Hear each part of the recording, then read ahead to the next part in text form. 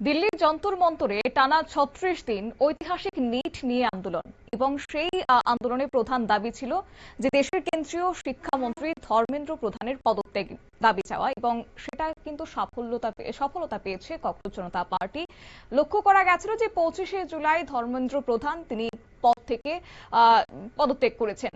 তার পরবর্তীতে তাদের আগামী দিনের ভবিষ্যৎ কি হতে চলেছে, রাজনৈতিক তাদের কৌশলী বা কি রয়েছে, সত্যি অর্থে কি তাদের যে রাজনৈতিক সক্রিয়তা সেটাও থামবে আন্দোলনের মতো, নাকি পুনরায় তারা বৃহত্তর শক্তিশালী একটি দল হতে চলেছে, যেটা জল্পনা ছিল যে এই সিজেপি রাজনৈতিক কোন দল হিসেবে আত্মপ্রকাশ করে কিনা। প্রত্যেকটি রাজনৈতিক দলের বিশ্লেষকরা যারা রয়েছেন, যারা বিশেষজ্ঞ মহল রয়েছেন, প্রত্যেকেই আলোচনার কেন্দ্রবিন্দুতে ছিল সেটা। এবার সরাসরি সংবাদ মাধ্যমের মুখোমুখি হয়েছে সিজেপি প্রধান অভিজিৎ দীপকে। তিনি কি জানিয়েছেন সংবাদ মাধ্যমকে, শুনুন।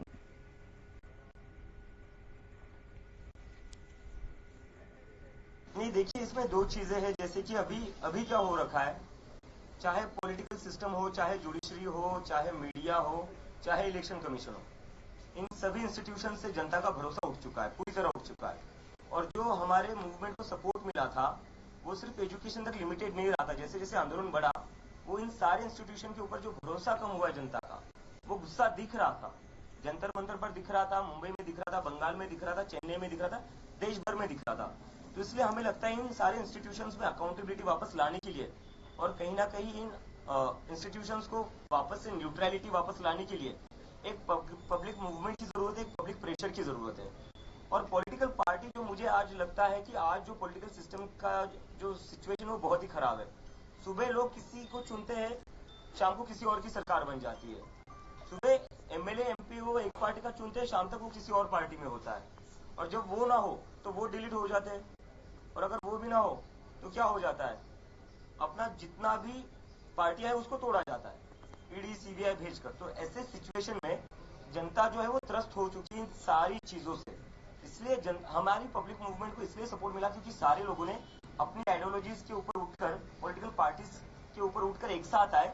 इस जो भी चीजें हो रही है देश में अभी गलत, जो डेमोक्रेसी को वीक कर रही है, उसके अगेंस्ट एक साथ आए और ये गुस्सा दिखाया लोगों ने कि अब जो है इंडिया में एक पब्लिक मूवमेंट चलिए, एक सोशल मूवमेंट चलिए। অভিজিৎ দীপকের বক্তব্য আপনারা শুনলেন। তিনি বলেছেন যে বিরোধী দলগুলোকে ভাঙার কাছে রয়েছে ইডি সিবিআই, আর অন্যদিকে রাজনৈতিক দলগুলির ঊর্ধ্বে গিয়েও প্রত্যেকে যেন ঐক্যবদ্ধ হয় সেই আবেদন, সেই আহ্বান তিনি রেখেছেন।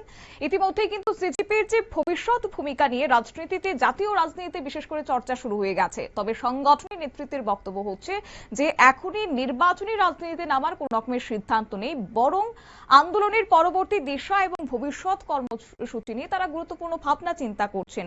তবে কি এই যন্তর মন্তরের আন্দোলনের নতুন করে রাজনৈতিক কৌশল তারা আটতে চলেছে কিনা, সত্যি অর্থে কি রাজনীতিতে তারা নাম লেখাবেন কিনা, সেটাই অবশ্য সময়ের অপেক্ষা। প্রত্যেকে তাকিয়ে রয়েছে সেদিকেই। নিয়ে নিশ্চিত ছোট্ট একটি বিজ্ঞাপন বিরতির সঙ্গে থাকুন।